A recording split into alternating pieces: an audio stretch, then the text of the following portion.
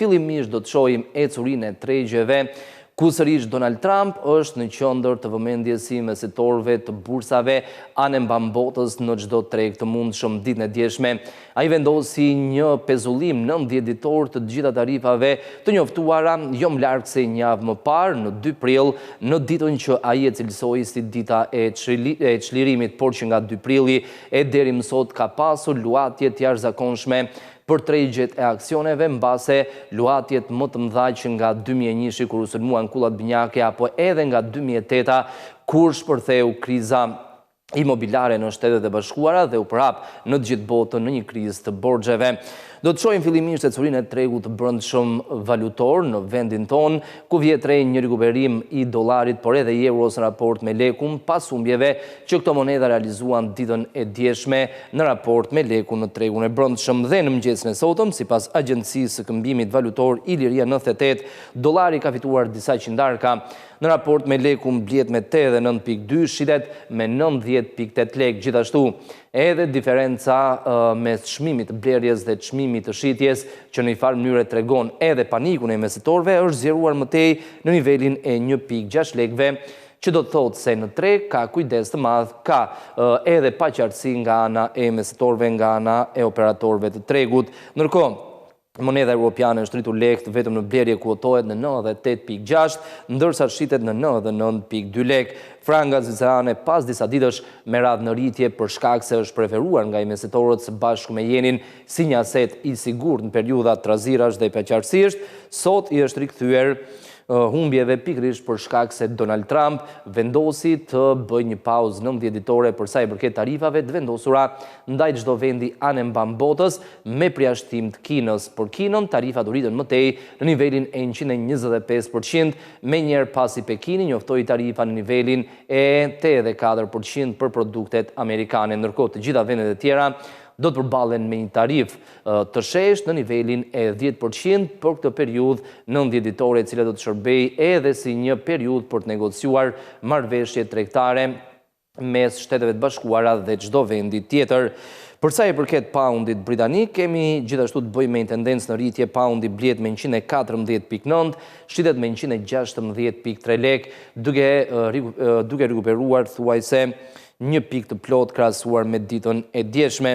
Dollari kanadez gjithashtu është në rritje, bliet me 65.5 dhe shitet me 63.5 dhe shitet me 65 lek. Dollari australian bliet me 54.5 dhe shitet me 56 lek, gjithashtu në rritje, si në blerje ashtu edhe në shitje. Jeni japonez është i pandryshuar, bliet me 0.6 dhe shitet me 0.63 lek. Ndërkohë, në ecurinë e lirës turke, kjo monedë gjithashtu publikohen fitime në raport me lekun, bliet me 2.28 dhe shitet me 2.4 lek. Denari Maqedonas bliet me 1.54, shitet me 1.61 lek në rritje të lehtë vetëm në shitje.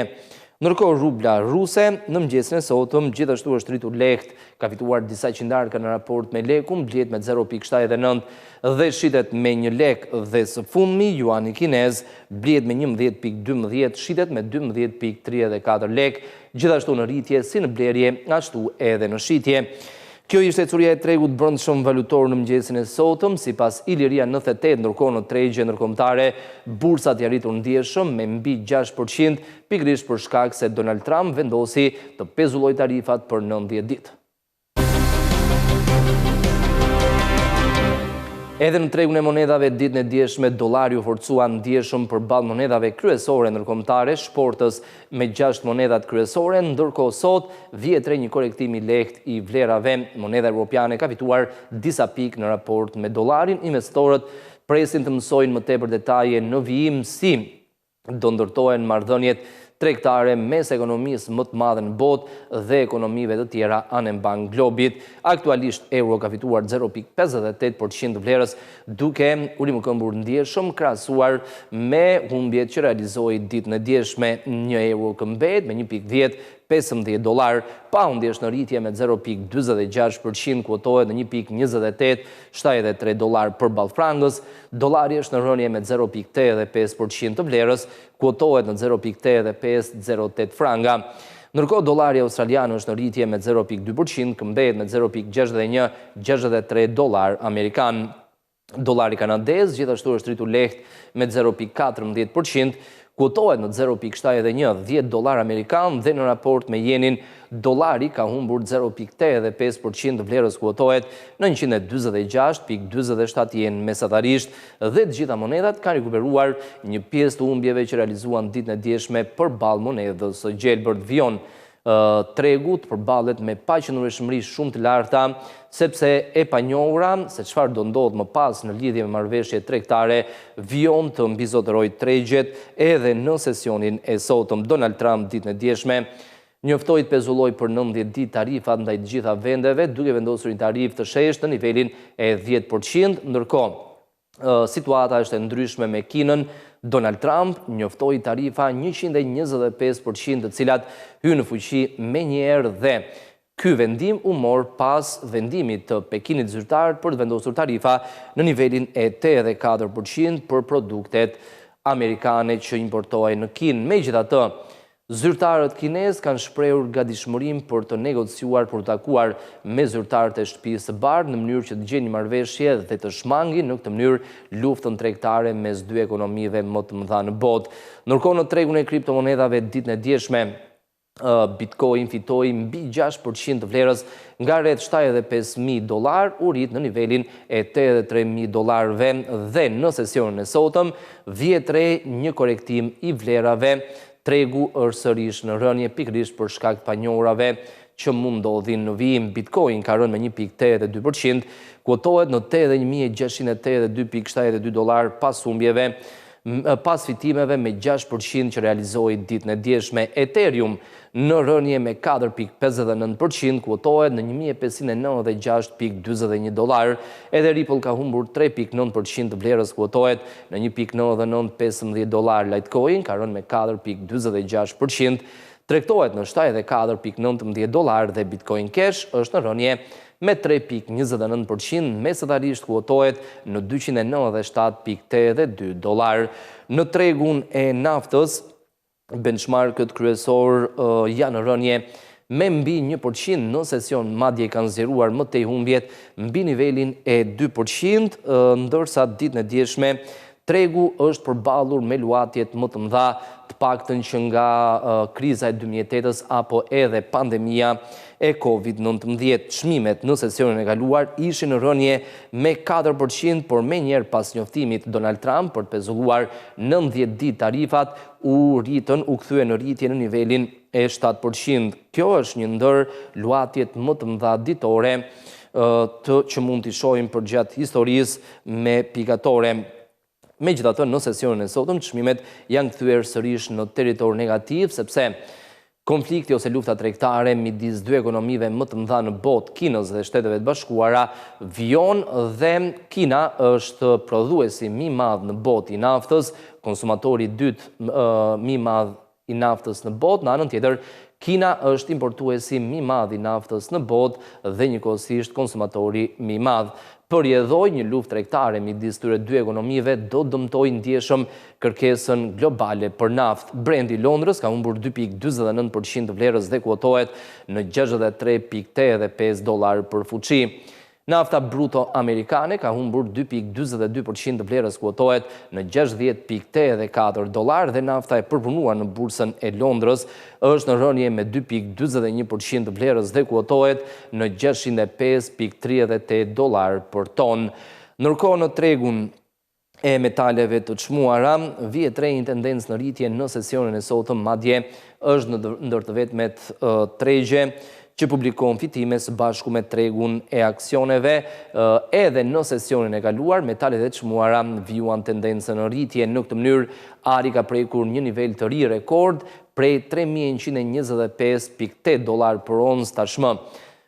Skenari se çmimi do të arrijë në $3,300 deri në fund të vitit është mos e i realizueshëm, madje institucionet më të mëdha financiare po fillojnë të ndryshojnë parashikimet në lidhje me ecurinë e metalit të verdh, sepse parashikohet që tensionet të vijojnë përgjatë 2025-s, ekonomia globale mund të shkojë drejt një recesioni, përjedhoj çmimet do të rriten edhe më tej.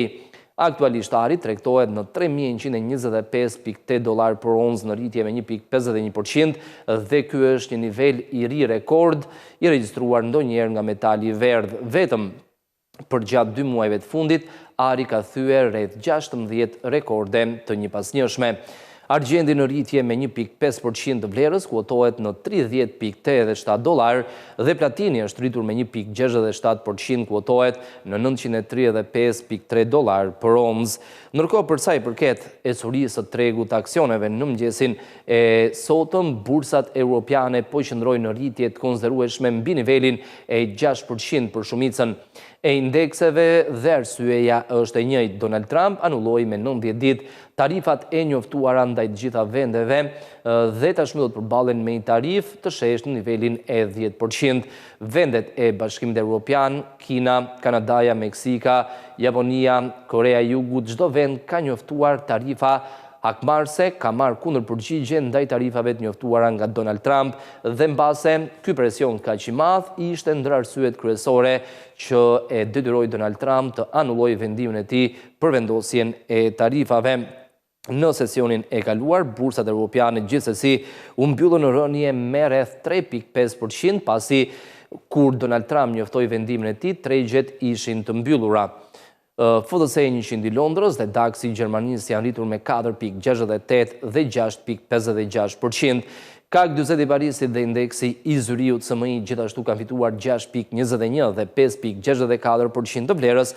FTSE MIB i Milanos është rritur me 6.78%. Në sesionin e kaluar, bursat europiane prekën nivelin më të ulët në mbi një vit, nivelin më të ulët që nga janari i 2024. Megjithatë, pavarësisht se Donald Trump pezulloi për 90 ditë tarifat ndaj vendeve anë mban botës, për Kinën ndodhi e kundërta. Ai rriti tarifat nga 104% në 125%, ndërsa më herët Kina njoftoi tarifa prej 84% për gjitha produktet që importohen nga Shtetet e Bashkuara të Amerikës. Do të shohim tani edhe ecurinë e 3 indekseve kryesore në Wall Street për sesionin e kaluar, ku gjithashtu, sikur se mund ta shohim, vjet re një rritje e konsiderueshme për të njëjtën arsye, pezullimin 90 ditor tarifave. Dow Jones ka fituar 7.87% të vlerës, ndërsa Standard & Poor's 500 realizon fitimet më të mëdha në rritje me 12.6% dhe Nasdaq është rritur gjithashtu ndjeshëm me 9.52% të vlerës. Megjithatë, në sesionin e sotëm parashikohet një korektim i vlerave sepse paqartësitë vijojnë të jenë të mëdha. Ndërkohë, për sa i përket ecurisë së korporatave të listuara në bursën e Frankfurtit në Gjermani, gjithashtu fitimet janë të konsiderueshme, madje dyshifrore për shumicën e tregjeve. Infineon është rritur me 13.49%, Deutsche Bank, MTU, Heidelberg Materials dhe Sartorius janë rritur nga 9.65 deri në 11.34%. Në anën tjetër, në kompanitë që realizojnë humbje në bursën e Frankfurtit, Deutsche Börse ka rënë me 3.48%. Beiersdorf, Kiagen, Siemens AG dhe Deutsche Telekom kanë humbur nga 1.08 deri në 2.92% të vlerës. Kjo ishte ecuria e tregjeve deri në këto momente, padyshim që zhvillimet që kanë të bëjnë me tarifat do të jenë përcaktuese në lidhje me ecurinë e të gjitha tregjeve anë mban botës.